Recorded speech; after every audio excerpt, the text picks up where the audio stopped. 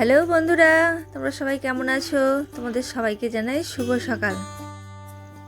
সেই শুক্রবার থেকে বৃষ্টি হচ্ছিল, কাল থেমেছে, তাই আজ সব কাচাকুচি যেগুলো স্যাঁতস্যাঁত করছিল, যেগুলো শুকায়নি, বিছানার কাঁথা, মাদুরি, বালিশ সব রোদে দিয়ে দিয়েছি। আর এই দেখো, সেই আমার শ্বশুর সেদিনে বেগুন চারাগুলো ছড়িয়েছিল, বিচেগুলো, সেগুলো এরকম ছোট ছোট গাছ হয়ে গেছে। ওপর ছাদও পুরো ভর্তি। কতদিন সব জামা কাপড় জড়ো ছিল, কিছু কিছু ধুয়েও ছিলাম, সেগুলো শুকায় না। আজ মনের সুখে সব শুকিয়ে নেব। আর আজকে রোদের তাপটা দেখো শুধু, এখন 8:30 বাজে, এখনই যা তাপ। আর মেঘটা কত সুন্দর, যেন পাহাড় লাগছে। আর হাওয়া দিচ্ছে শুধু দেখো, ঢিঢি করে হাওয়া বইছে। জামা কাপড়গুলো মিলে দিয়ে দিব্যেন্দু ভাইদের বাড়িতে পুজো হচ্ছে। চিনিকে নিয়ে, কেশবকে নিয়ে চলে এসেছি পুজো দেখতে। এখন পঞ্চপ্রদীপ নিয়ে আরতি হচ্ছে।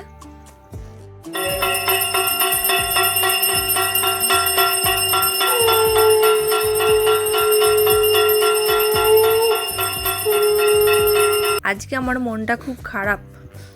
আজকে তো আমাদের দোকানেও পুজো হতো, কালকে আমাদের পাড়ায় একজনের বাচ্চা হয়েছে, তো সেই জন্য আজকে আমাদের আর পুজো হলো না, অসহ্য হয়ে গেছে।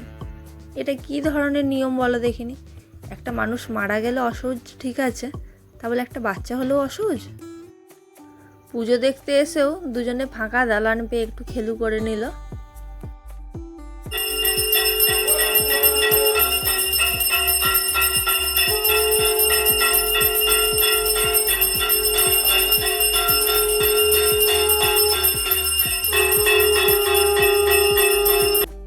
এখানে এই কাকু যেটুকুলো পুষ্পাঞ্জলি দিয়ে দিল। আর এখানে রান্না হচ্ছে।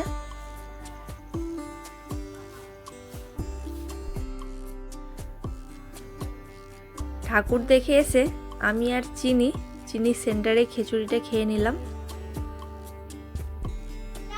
এরপর এখানে সব খেলু করতে বসেছে।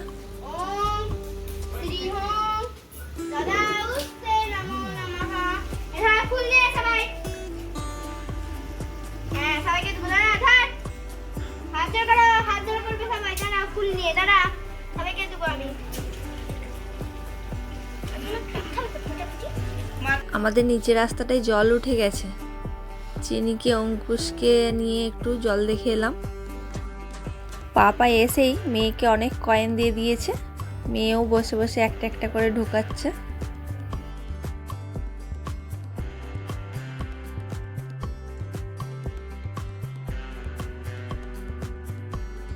আমরা বড় মাদের ঘরে দুপুরে খেতে এসেছিলাম।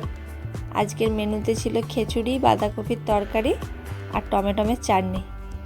আর আমার মেয়ে খাচ্ছে দেখো, ডান হাতে করে খিচুড়ি খাচ্ছে আর বাঁ হাতে করে চাটনি খাচ্ছে।